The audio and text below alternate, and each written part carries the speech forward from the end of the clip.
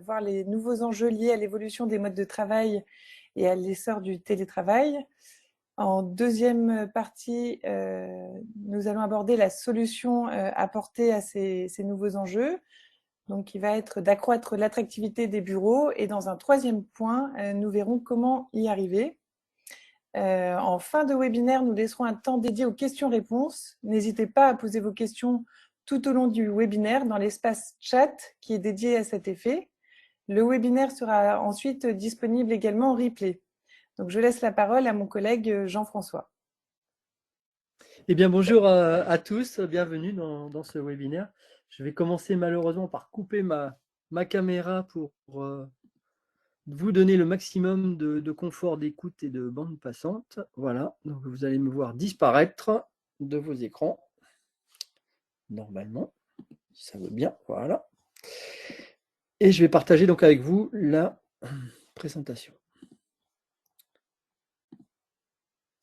Voilà, c'est parti. Donc, n'hésitez surtout pas, au fur et à mesure du déroulement, hein, à noter vos questions, à les poser sur le chat, comme le disait Charlotte. C'est important, à la fin, on se donne le temps qu'il faut pour pouvoir échanger sur ces questions. Et puis, si on n'a pas assez de temps, de toute façon, pouvoir reprendre éventuellement un autre espace d'échange si nécessaire. Donc effectivement, on va revenir un petit peu sur cette approche flex-office au sens large, hein, parce que qui dit flex-office, c'est pas que forcément le flex-office, il y a aussi le télétravail, il y a des modes mixtes, il y a beaucoup de choses qui ont changé là sur ces 2 dernières années.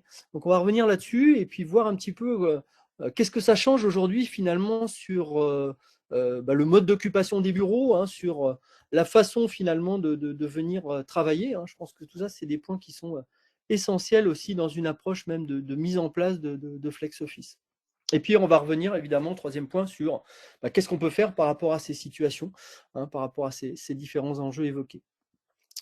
Ce qui remonte de nos clients, c'est finalement 3 piliers, 3 points importants, hein, par rapport au bureau et à l'occupation des bureaux. C'est le bien-être du collaborateur. C'est quand même un point essentiel. Alors, ce bien-être, on peut le décliner de plein de façons.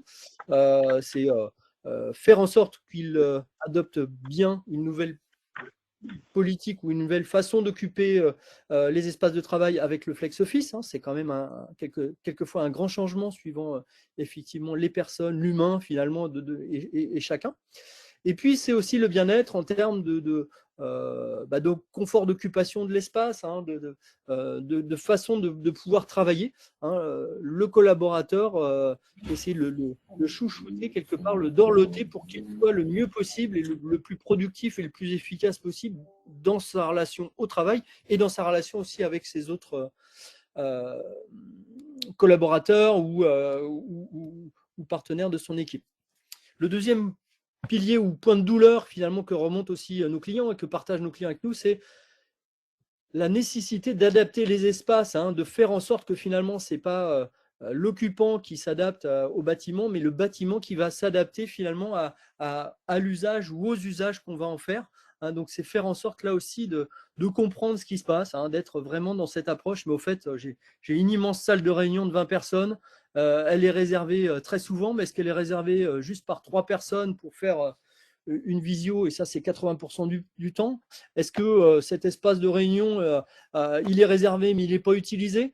Ça, c'est vraiment aussi des choses qui sont importantes, c'est comprendre là aussi l'usage du bâtiment pour pouvoir le faire évoluer, le moduler et le rendre le plus attractif possible. On va faire le lien avec la slide suivante, en termes d'occupation.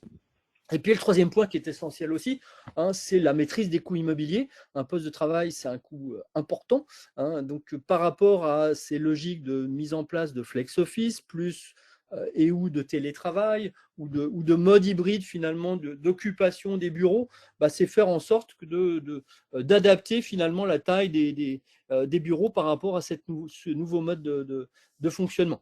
Et là, il y a là aussi, hein, c'est nos clients qui l'évoquent, hein, c'est est-ce que je ne pourrais pas faire en sorte de mieux aménager, mais aussi de peut-être louer un étage maintenant que les politiques de travail sont établies, de télétravail sont établies, etc. Donc 3 piliers finalement importants dans l'approche de l'adaptation de l'environnement de travail. Avec des risques, hein, par rapport au télétravail, alors il y a des effets positifs, mais il y a aussi des risques.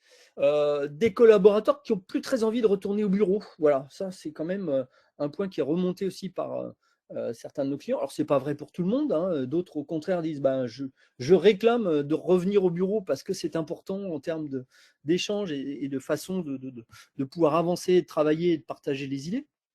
Mais c'est quand même un point important, c'est faire en sorte que tout le monde se retrouve motivé finalement à venir au bureau, à refaire des trajets, hein. Tout ça, c'est des points qui sont essentiels.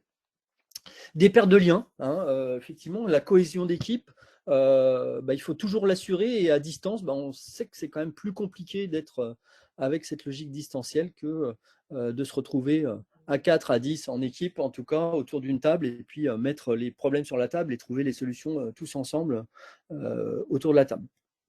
Et puis, une possibilité de diminution de la productivité aussi s'il n'y a pas l'accompagnement et des outils qui seraient adaptés, hein, par rapport à ce nouveau mode de fonctionnement, que ce soit je suis en télétravail 2 jours par semaine et les autres jours je suis au bureau, mais je suis au bureau et maintenant c'est en flex office, j'ai plus mon bureau attribué, hein, comme certains le voient.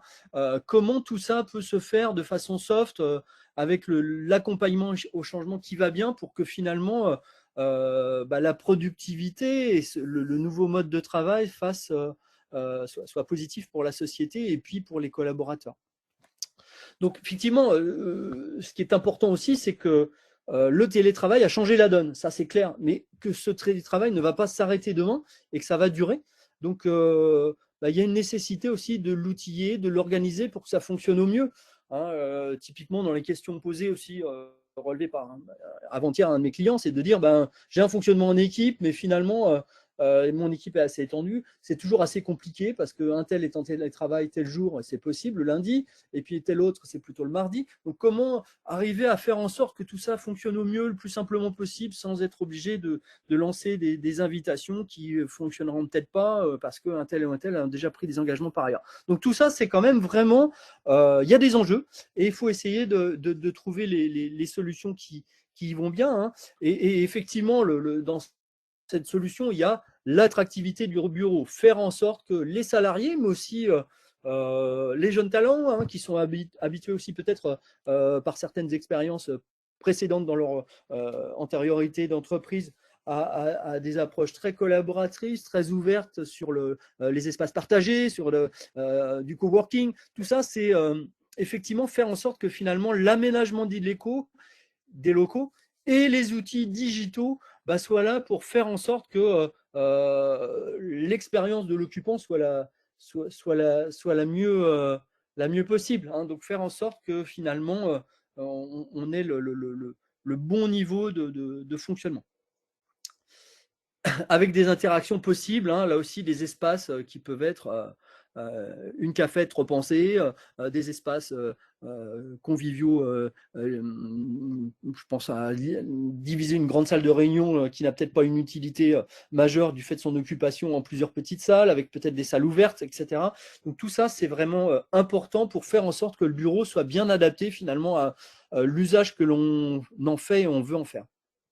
Alors comment bah effectivement, ça commence par comprendre quels usages et occupations je fais aujourd'hui de mes locaux, hein. Et pour ça, bah, c'est comme commencer finalement euh, à conduire sur l'autoroute, mais pas avoir de compteur de vitesse. Bah, c'est un peu pareil finalement alors même si la transition est loin, hein, mais sur l'occupation des bureaux. Comment on peut aménager mieux les espaces de travail si on n'est pas capable aujourd'hui de comprendre les flux, les affluences, les occupations finalement des différents espaces. J'ai cité l'exemple du taux d'occupation de ma salle de réunion, de ma grande salle avec vidéo qui est occupée que par 3 personnes. Tout ça, on a besoin effectivement d'avoir une logique de captation de l'information, pas forcément une logique de captation d'ailleurs intrusif, hein. On ne souhaite pas que les personnes se déclarent en disant ça y est, je suis arrivé à ma place et ça y est, j'en repars, mais vraiment une logique pour comprendre finalement les espaces qui sont occupés et essayer de faire en sorte que ces espaces soient les mieux occupés possibles. Donc pour ça, c'est effectivement une logique de captation qui va transmettre par des réseaux IoT, hein, des réseaux Internet des objets, bah, les informations de l'espace est occupé, que cet espace soit une place de bureau hein, et là, on va détecter des mouvements de genoux, finalement, sous les espaces de bureau, ou bien des espaces type petite salle de réunion, ou bulle, ou même espace plus large, où là, on va peut-être comptabiliser plus des flux de comptage d'accès pour comprendre un petit peu et optimiser finalement la taille de ces espaces par rapport au flux constaté, ou pour simplement mieux réorganiser finalement la façon d'occuper les différents espaces. Donc les outils là-dedans, c'est effectivement les capteurs de présence qui vont permettre de mesurer de façon précise, hein, à chaque changement d'état, finalement, l'utilisation des espaces de travail. Alors, capteur de présence, hein, ça veut être effectivement l'espace est-il occupé ou non, ou capteur de comptage, hein, avec combien il y a de personnes en simultané dans la pièce à tel moment. Est-ce que c'est pas simplement la salle de réunion est occupée, mais aussi savoir s'il y a 3 personnes dedans ou 5 personnes dedans. Pour le gestionnaire, l'idée, c'est toujours ça, c'est de réduire l'empreinte immobilière de l'entreprise, c'est d'accompagner complètement la conduite du changement, que ce soit dans une logique de mode hybride ou de pure flex office. Dans tous les cas, c'est faire en sorte que tout ça se déroule de la façon la plus flexible et souple possible pour tout le monde, hein, parce que c'est quand même la clé de la productivité et de l'envie, finalement. Ça participe à l'envie de travailler pour une société, d'être dans un cadre qui soit le plus adapté possible à l'usage que l'on veut en faire. Alors, petit clin d'œil, je vais vous faire effectivement la journée de Jean-François qui arrive au bureau, hein. Et ma première question, ça va être effectivement, j'arrive au bureau, et avant d'arriver au bureau, comment je fais pour savoir quel espace je vais pouvoir utiliser, hein. Donc, c'est être capable par mon portable et par une petite application mobile, déjà de pouvoir me dire, est-ce que j'ai bien une place de parking demain matin? Tiens, en fait, les places sont limitées. En plus, moi, j'ai un véhicule électrique avec une recharge électrique. Est-ce que je vais avoir une place demain en arrivant? Parce que c'est pas le tout de dire, j'arrive à mon bureau, j'ai une salle de réunion à réserver l'après-midi, et puis le matin, je suis dans un espace flex office. C'est comment tout ça se goupille? Eh bien, c'est effectivement de dire, je vais pouvoir en fait préparer ma journée du lendemain. Alors, pas que la journée du lendemain, hein, là aussi, ça va être lié à la politique de mon entreprise, hein, mais moi, Jean-François, là, je peux réserver le lendemain, l'après-lendemain, et puis finalement, sur les 8 jours qui viennent, mes différents espaces auxquels j'ai accès en termes de parking, de bureau et même d'horaire de restauration. Donc, je vais commencer effectivement par, est-ce que demain j'arrive, il y a bien une place de parking, hein, je n'ai pas envie de me rester bloqué devant parce que finalement le parking est complètement occupé. Je vais pouvoir aussi soit avoir une idée de la disponibilité, soit pouvoir réserver une place au bureau sur un espace qui peut être un espace, une zone privilégiée pour mon équipe, ou bien globalement n'importe quel espace disponible pour l'entreprise. Là aussi, il y a tout un ensemble de règles qui peuvent être mises en place et qui me facilitent la vie finalement. Tiens, je vais me mettre plutôt dans tel plateau parce que c'est là où se retrouve mon équipe, et je vais pouvoir éventuellement choisir ma place si elle est disponible et pouvoir la réserver tranquillement.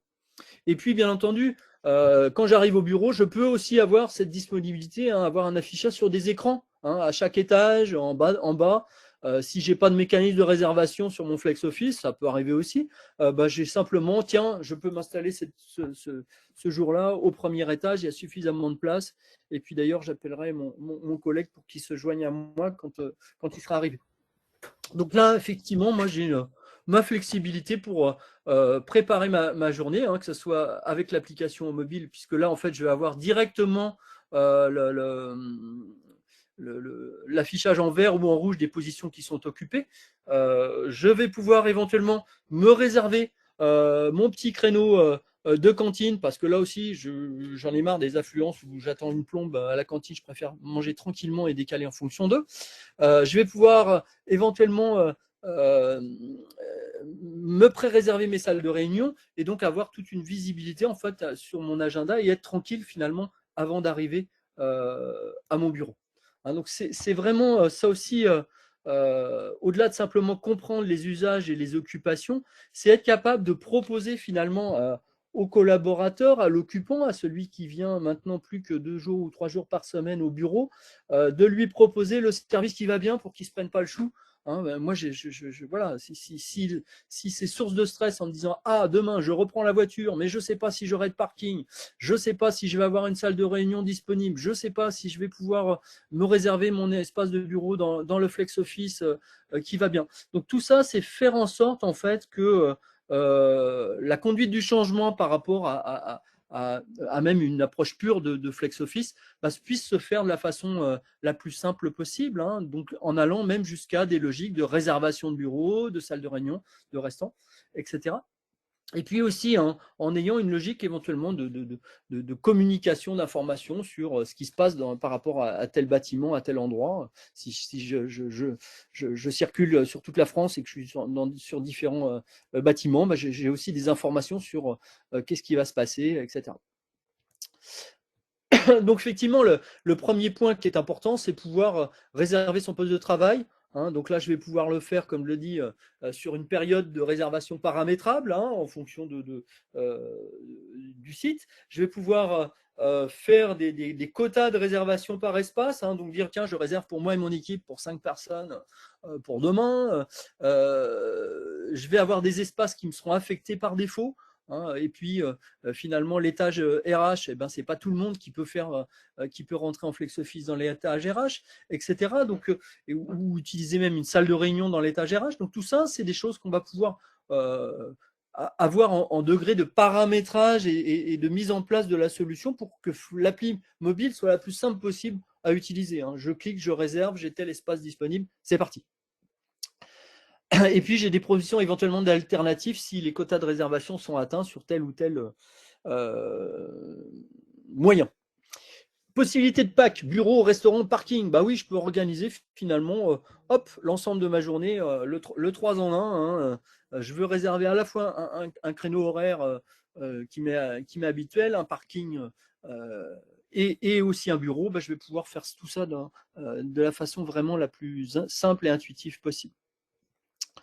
Je vais pouvoir évidemment réserver une salle de réunion. Alors là aussi, qui dit salle de réunion, où tout espace partagé au sens large, hein, ce qui est important par rapport à cette notion de salle de réunion, c'est que je vais pouvoir aussi réserver en fonction des caractéristiques de la salle. Hein. Je vous ai cité l'exemple de je veux une grande salle avec des moyens vidéotechniques particuliers. Je vais avoir en fait, je vais pouvoir attacher ces moyens vidéotechniques en fait au descriptif des différentes salles de réunion. Je ne sais pas si vous le voyez bien là sur l'écran, mais en fait, on va pouvoir avoir les différents moyens et dire voilà, finalement, par rapport à mes critères de recherche, j'ai 2 ou 3 salles qui sont disponibles demain pour pouvoir faire ma réunion. Et puis, je vais aussi pouvoir libérer, en cas de réservation non utilisée, libérer mon espace pour qu'elle devienne finalement un espace disponible. Hein. Je vous ai cité le cas d'un client qui dit moi, j'ai 40% de mes salles qui sont réservées mais qui ne sont pas utilisées. Hein. Ça, c'est quand même des points qui sont importants parce que derrière, ça peut bloquer, ça peut faire manquer de fluidité finalement à l'usage des différents bâtiments. Et le dernier point par rapport à cette logique de réservation, c'est quelque part, et là aussi dans certaines entreprises, c'est déjà en place, on a déjà une logique de réservation de salle, on a déjà un applicatif pour le faire. Donc là aussi, c'est être capable éventuellement de communiquer avec cet applicatif, hein, donc pouvoir, à partir de cette petite apps mobile, être capable aussi de se synchroniser avec des Microsoft 365 si nécessaire. Organiser son travail, c'est aussi réserver un créneau de restaurant. Hein, donc, ça veut dire que là aussi, finalement, la petite application mobile va être capable d'aller réserver un créneau déjeuner, hein, gérer des quotas par créneau et par restaurant, et puis afficher les créneaux qui sont disponibles. Hein. Donc, ça, c'est des petites choses aussi, mais dans des environnements où on veut que les choses soient la plus fiable et le plus tranquille possible, hein, par rapport au télétravail où finalement je m'organise pour déjeuner un peu quand je le souhaite et en fonction de mon agenda de la journée. Finalement, c'est là aussi se calquer sur quelque chose qui soit le plus fluide possible pour pouvoir se restaurer au moment qui va bien. Place de parking, ce que je vous citais, c'est que ça peut aller de réserver une place de parking ou simplement gérer un quota. Hein, donc, être capable de dire, voilà, il y a 12 places de parking, elles seront occupées demain matin. Donc, clairement, il y a un souci par rapport à l'arrivée demain matin. Donc, comment faire autrement? Est-ce que je décale? Est-ce que je change en fait ma logique mise en place? Avec donc des bénéfices utilisateurs qui sont doubles. Hein. Effectivement, pour les collaborateurs, je crois que le point important vraiment par rapport à la mise en place d'une politique flex office, qu'elle soit hybride ou pas, c'est vraiment le fait de trouver rapidement un espace de travail disponible. Voilà. Et puis de pouvoir éventuellement le choisir sur un plan, hein, et avoir les éléments qui vont bien pour pouvoir être tranquille le lendemain, l'après-lendemain. Et aller jusqu'à une logique de réservation si celle-ci n'est pas déjà en place par ailleurs partiellement ou pas. Hein, donc être capable effectivement de pouvoir réserver facilement avec une petite application mobile, c'est quand même important. On n'est pas obligé de le faire systématiquement avec l'application mobile, hein, ça peut être aussi un écran internet ou ça peut être aussi en arrivant sur le bureau, mais c'est vraiment pour les collaborateurs des facilitateurs, hein, par rapport au choix de son espace. Hein. Je vous citerai aussi un autre exemple, hein, au-delà de simplement savoir où se positionner et avoir une visibilité sur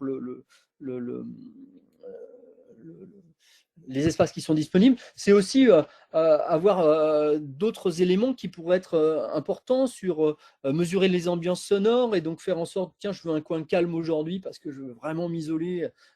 Donc là aussi, des capteurs d'ambiance sonore qui peuvent se rajouter à la solution pour pouvoir prendre en compte cette dimension, ou alors des capteurs de qualité de l'air intérieur. Hein. On sait pertinemment aujourd'hui, malheureusement le Covid nous l'a mis au grand jour, mais enfin c'est des éléments ça fait 10 ans qu'on en parle de l'influence de la qualité de l'air intérieur.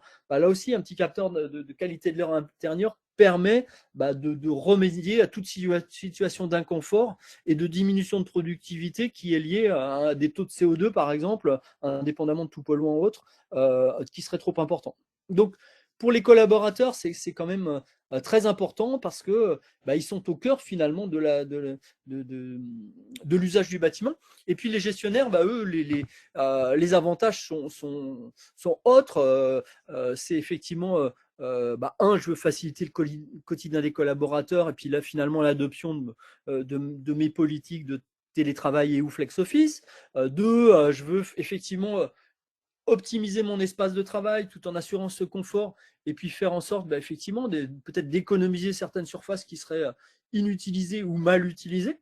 Hein, donc il y a vraiment des bénéfices qui sont partagés par rapport aux logiques de mise en place d'outils digitaux, toujours en faisant en sorte que cette logique digitale soit la moins intrusive possible, hein, pour les collaborateurs, hein, pas l'impression d'être fliqué dès que j'arrive au bureau ou pas. Hein, il y a certains systèmes qui permettent ou qui demandent à se flasher dès qu'on arrive au bureau et à se flasher dès qu'on quitte le bureau.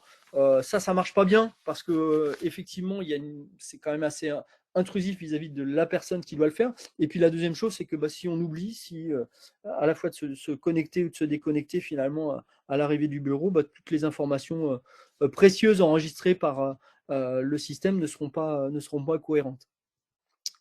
Alors, effectivement, comment, hein, c'est tout l'aspect améliorer la communication interne. Hein.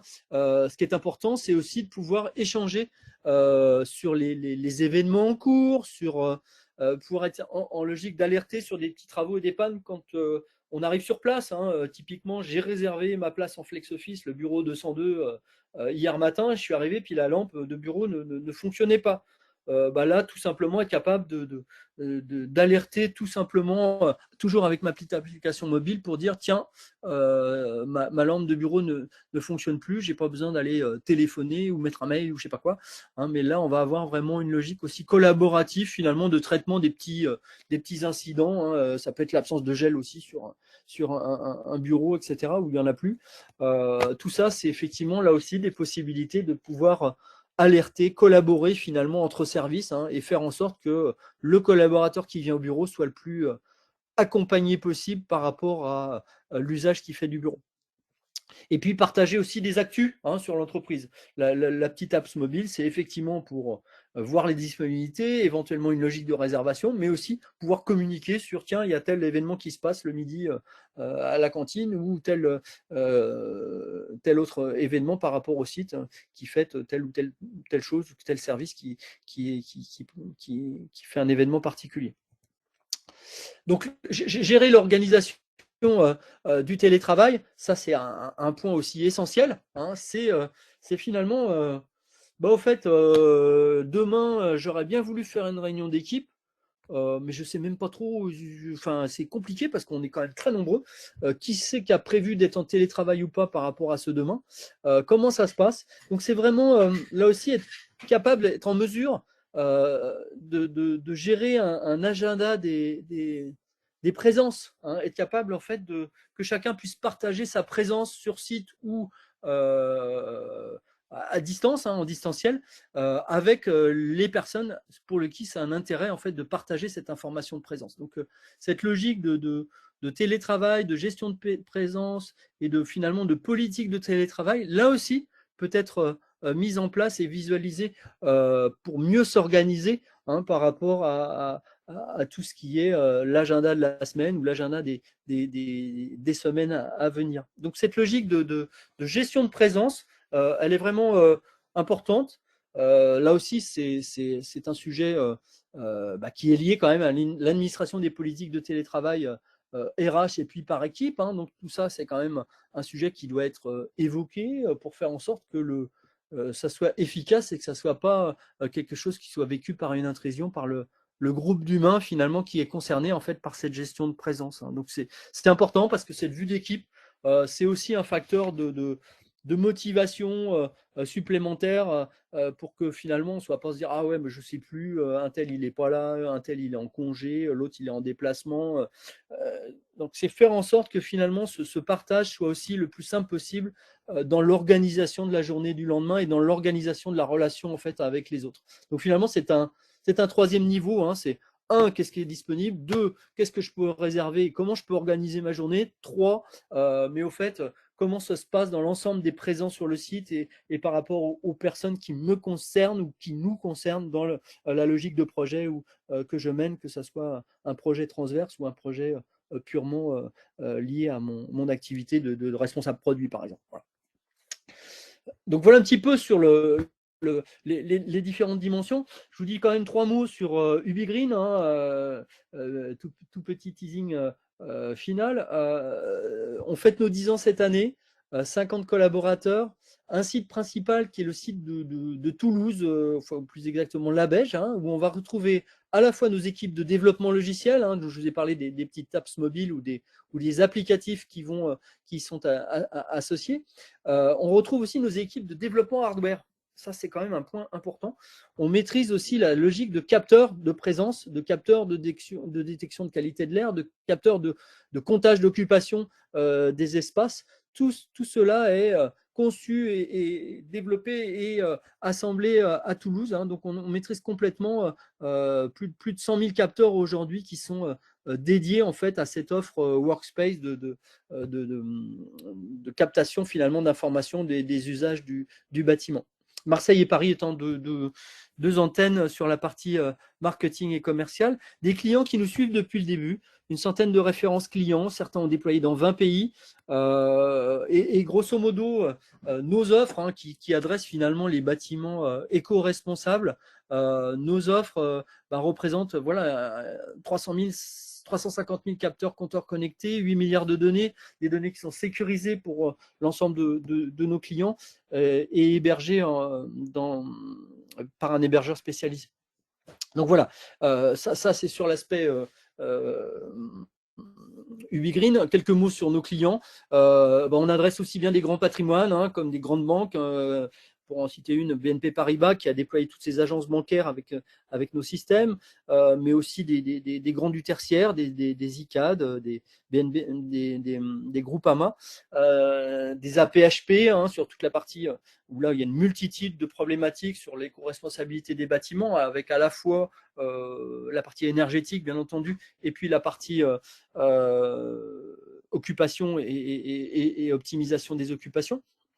des villes, des collectivités, et puis des sociétés de toute taille qui sont dans cette approche de finalement accompagner de façon optimisée finalement la logique de mise en place du flex office et des nouveaux usages de leur bâtiment, tout en réduisant l'empreinte carbone. Euh, donc les offres, elles se décomposent comme suivant. Hein. Donc la première offre va se composer de 3 capteurs qui vont permettre de donner une visibilité à la fois temps réel mais aussi historique, hein, parce que tout est historisé sur l'occupation des espaces de travail. Le premier là va être un capteur vraiment d'occupation qui se place sous le bureau ou bien au plafond pour mesurer est-ce que l'espace en question, le bureau ou la salle est occupé ou non.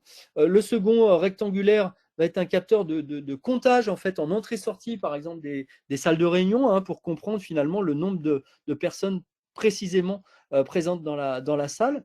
Et puis le troisième capteur avec un petit rond central, lui va être plus un capteur de détection de flux, hein, un petit peu dans la logique de ce qu'on retrouve en entrée des magasins maintenant. Hein, donc c'est vraiment comprendre finalement les flux par étage ou par accès à la cantine.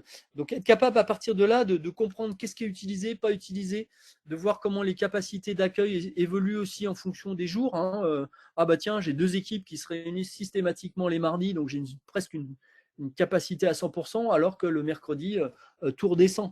Donc c'est comprendre voilà, ces disponibilités, leur évolution dans la semaine, dans les créneaux horaires, hein, suivant effectivement tout ce qu'on l'on veut analyser, comprendre pour mieux optimiser l'espace. Le deuxième module, je vous l'ai cité largement, c'est toute la partie faire avec un outil digital, notamment une petite apps mobile, pouvoir avoir la disponibilité et réserver les espaces disponibles et pouvoir communiquer aussi pour la gestion des incidents, par exemple. Le troisième module concerne en fait la partie confort, hein, avec là, cette fois-ci, un capteur de qualité de l'air intérieur qui va s'intéresser aux 3 paramètres fondamentaux finalement du confort humain. Hein. Qu'est-ce qui fait qu'on se sent bien dans un espace? C'est une température qui soit à peu près adaptée. Hein, si on est à 28 degrés, ça va. Si le taux d'humidité il est correct, il est entre 40 et 60%, ça va. Mais s'il est à 90%, comme ces derniers jours, on a vite très chaud et on se sent très mal à l'aise. Et puis enfin, le troisième paramètre important pour le confort humain, c'est le CO2. Ce taux de CO2 et cette analyse du taux de CO2, le CO2, ça a un effet immédiat sur la capacité de concentration, sur éventuellement des maux de tête, hein, quand il y a une concentration excessive. Heureusement, ça disparaît avec quand la concentration se limite, mais c'est quand même des espaces, c'est des points qui sont importants et qui viennent en complément finalement de toute cette logique de confort aux occupants. Hein. On n'est pas là juste sur faire en sorte que le bâtiment soit le plus adapté possible, mais dans ce faire en sorte que le bâtiment soit le plus adapté possible, il y a aussi éventuellement cette notion de qualité de l'air qui intervient. Et puis enfin, le dernier point, je voulais citer, hein, c'est être capable de remonter simplement. Voilà, il y a un petit incident, il manque un produit nettoyant sur mon bureau quand j'arrive, cet espace partagé. Je peux le signaler simplement en flashant la demande auprès du responsable technique du site ou auprès du FMeur qui va bien. Voilà, donc la plateforme UbiGreen, elle est vraiment à 360 degrés avec une logique effectivement de captation, hein, des différents espaces. Je les ai déjà, vous les retrouvez, ce que je vous ai cité tout à l'heure. Le petit nuage UbiGreen, donc en mode SaaS, hein, donc en mode hébergé, sécurisé, il doit être capable de communiquer à la fois par des API pour pouvoir descendre des informations dans certains back-office, hein, ou échanger des informations dans certains back-office de nos clients, pouvoir envoyer les informations et échanger les informations avec la petite application mobile, pouvoir éventuellement adresser des affichages écran, hein, que ce soit en entrée de salle de réunion, en entrée d'étage, comprendre en fait l'occupation et pouvoir se dire je vais me poser à tel endroit s'il n'y a pas de logique de réservation mise en place. Et puis être capable aussi d'échanger avec des applis tierces. Hein. Voilà, avant UbiGreen, il y avait déjà des applis en place. Après UbiGreen, il y en aura toujours. Plus de nouveaux services avec lesquels je voudrais m'interfacer, la conciergerie, la cantine. Tout ça, c'est intéressant d'avoir aussi une plateforme qui soit ouverte, hein, qui ne renferme pas les données sur elle-même et puisse les communiquer. Hein. Dans votre choix d'outils digital, c'est quand même le point fondamental par rapport à le bon accompagnement autour de cette logique de flex office. Avec, ne l'oublions pas, effectivement, 2 on va dire profils majeurs, hein, d'usage, hein, les collaborateurs, je l'ai déjà évoqué, hein, avec les interfaces mobiles, web et les affichages dynamiques physiques qui seraient présents dans les différents espaces de bâtiment. Les gestionnaires qui ont, eux, une visibilité particulière sur, mais au fait, comment évoluent mes réservations, comment je peux améliorer éventuellement les systèmes de réservation et aménager mes espaces compte tenu des réservations constatées. L'analytique, hein, donc là aussi, comprendre les historiques d'occupation et les évolutions par créneau horaire ou par jour de la semaine, et puis le reporting qui va avec. Et puis il y a un troisième point qui est fondamental aussi, c'est bien d'avoir une logique de captation, c'est bien de comprendre ce qui se passe euh, dans le bâtiment, dans le building, hein, mais c'est bien aussi de maintenir tout ça en bon état de fonctionnement, hein, donc d'avoir en fait une espèce de cockpit de supervision de ah bah tiens, il y a tel bureau qui a été déplacé, peut-être que le capteur a été arraché, donc il y a une alerte à ce moment-là qui parvient en fait à cette console de maintenance ou de supervision pour que l'administrateur puisse réagir et faire en sorte d'avoir toujours le niveau d'information efficace adapté par rapport à toute réorganisation voulue ou non des différents espaces qui sont suivis pour faire en sorte que tout soit le plus cohérent possible avec l'espace en question, hein. Donc une logique dans la continuité finalement de la captation d'informations pour faire en sorte que celle-ci soit la plus pertinente possible et puisse continuer le bon niveau d'accompagnement. C'est important, hein. On a beaucoup travaillé avec nos clients sur cet aspect-là, sur j'aime pas trop le mot, hein, mais sur le fait d'avoir une certaine intelligence aussi au niveau des capteurs, hein.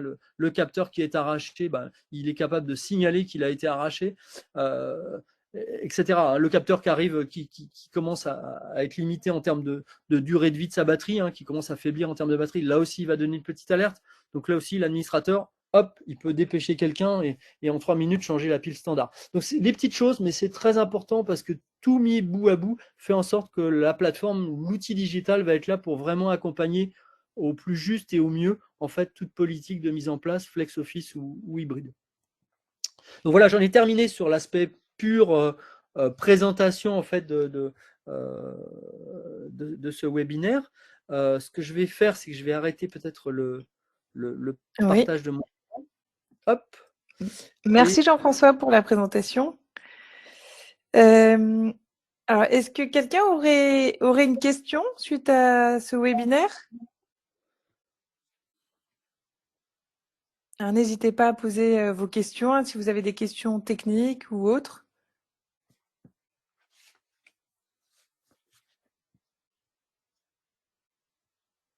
Alors, on a une question. Comment sont perçus ces capteurs et ce suivi auprès des collaborateurs? Le changement n'est pas toujours accepté. oui, c'est exact, hein. Donc là, il y a une dimension RH et RSE associée à tout ça. Le but, c'est qu'effectivement, les capteurs sont non intrusifs.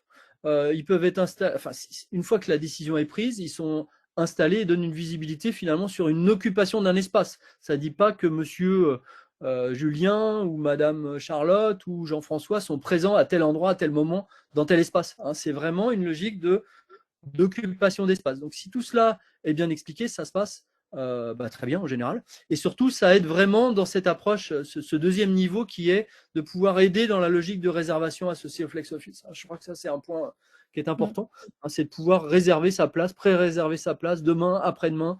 Aujourd'hui, je suis à Marseille, demain, je suis à Toulouse.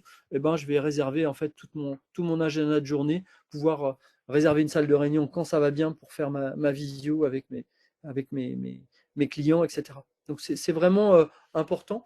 Euh, et la logique de captation doit être là vraiment pour accompagner, hein, cette peur du changement associée au flex office et pas l'accentuer. Oui. Je On crois a qu'il y une avait une autre autre. question.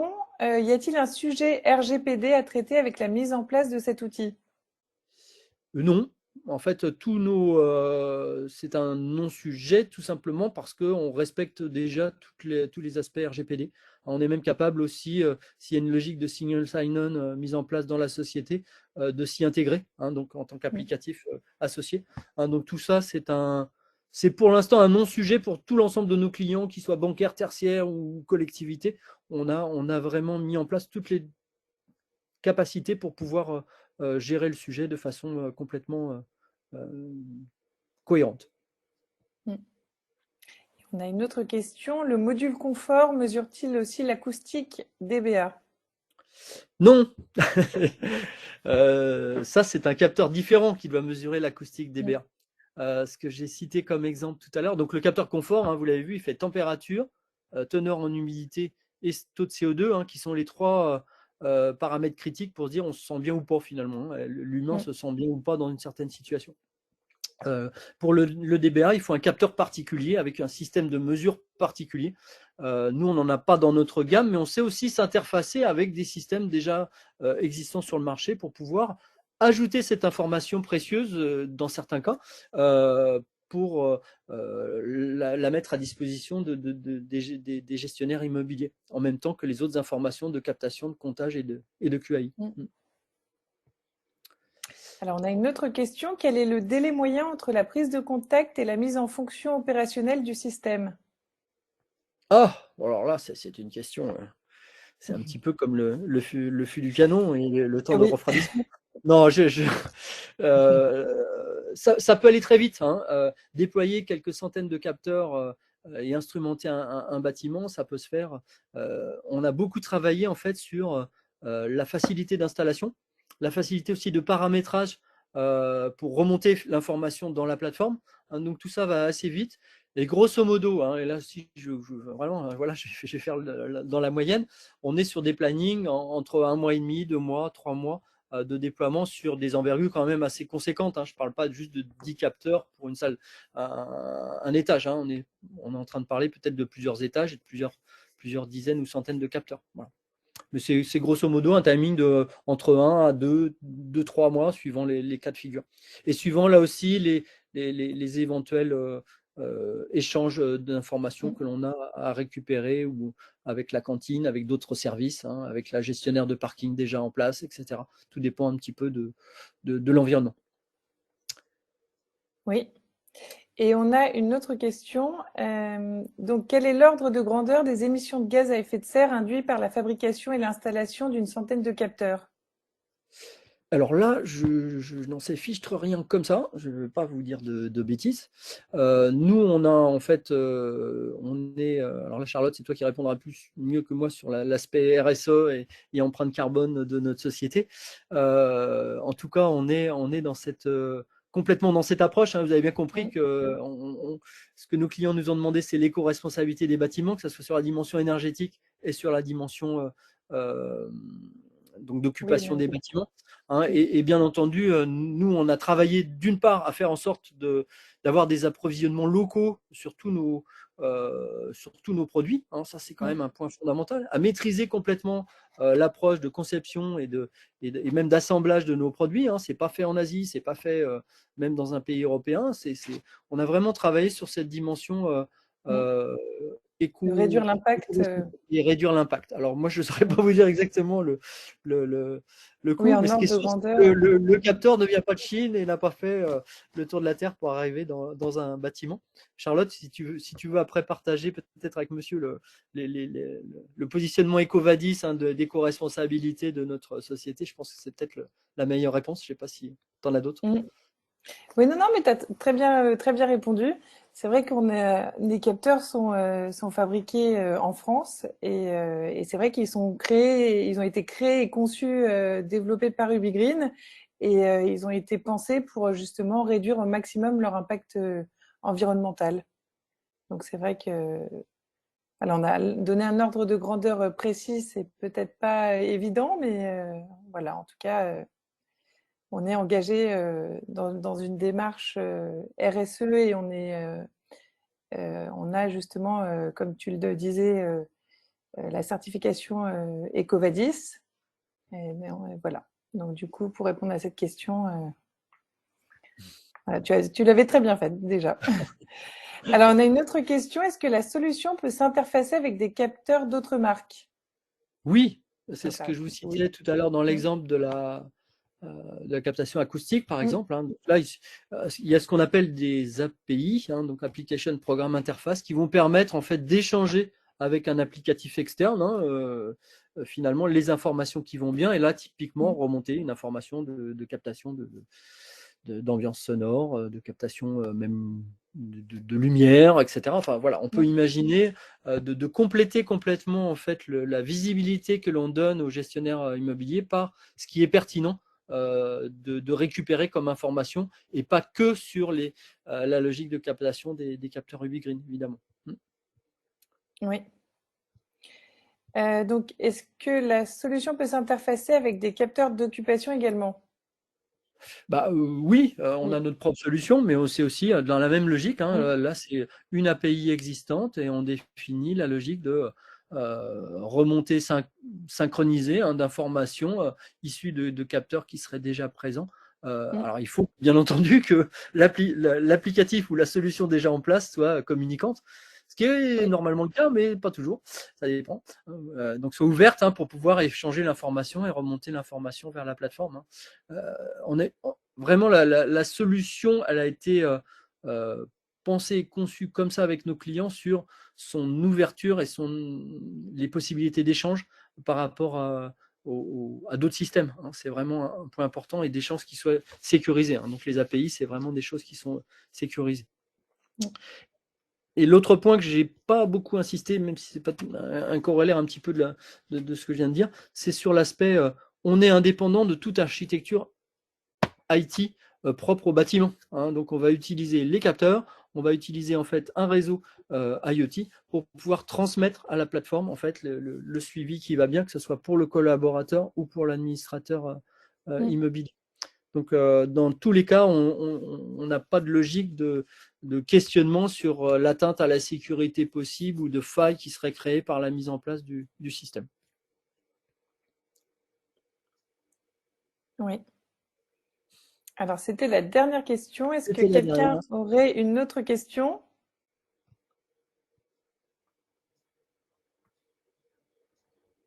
Bon, on va aller déjeuner alors. Oui.